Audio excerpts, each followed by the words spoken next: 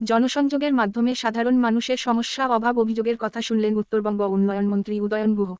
শুক্রবার বিকেলে পায়ে হেঁটে বামনহাটের বাকালিরছোড়া এলাকায় জনসংযোগ কর্মসূচি করে উত্তরবঙ্গ উন্নয়ন মন্ত্রী উদয়ন গুহ। এদিন সেখানে তিনি ছাড়াও উপস্থিত ছিলেন দিনহাটা ২ নং ব্লক তৃণমূলের সভাপতি দীপক কুমার ভট্টাচার্য সহ অন্যান্যরা। জনসংযোগ কর্মসূচির মধ্য দিয়ে সাধারণ মানুষের কাছে পৌঁছে মানুষের অসুবিধার কথা শুনলেন মন্ত্রী উদয়ন গুহ।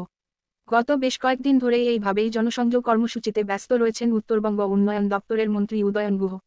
সাধারণ মানুষের কাছে আরও সহজভাবে পৌঁছে যাওয়ার লক্ষ্যে এ ধরনের কর্মসূচি তিনি গ্রহণ করেছেন। আমরা যদি না ভাঙি তাহলে আর হয় না।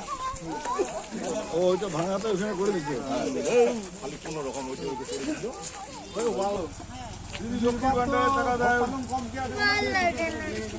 তোমার বারবার বুঝি গেল যে ভোট নষ্ট করে না।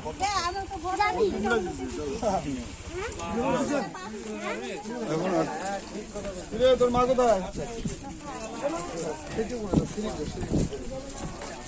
কেমন করে মরছে? ভগবান মানে কেমন করে মরছে?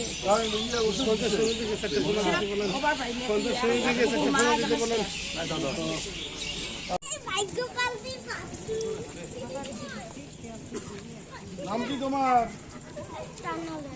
হ্যাঁ, ভগবতী বর্মন। বিজেপি ভালো না তৃণমূল ভালো? তৃণমূল ভালো।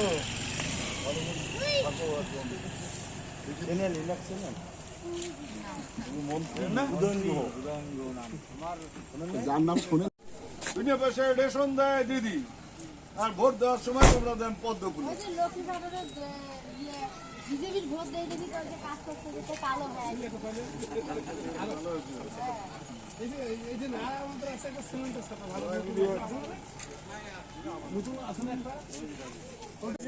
কি খবর কি বলেন? কি সমস্যা কি? চেনেন আমার? চেনেন নিমাক? হাই, হ্যালো, কি নাম?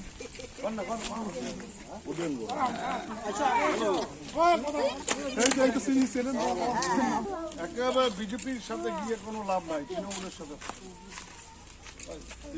সুযোগ সুবিধা যা দেয় তো দিদি দেয়, বিজেপি দেয়। ভোটের লোকের সবারই ওই কাটা বন্ধ আছে পাবেন। এদিকে ঘুরবেন তো? 100 ভোট বেশি পেয়েছে বিজেপি। করা যাবে না কিন্তু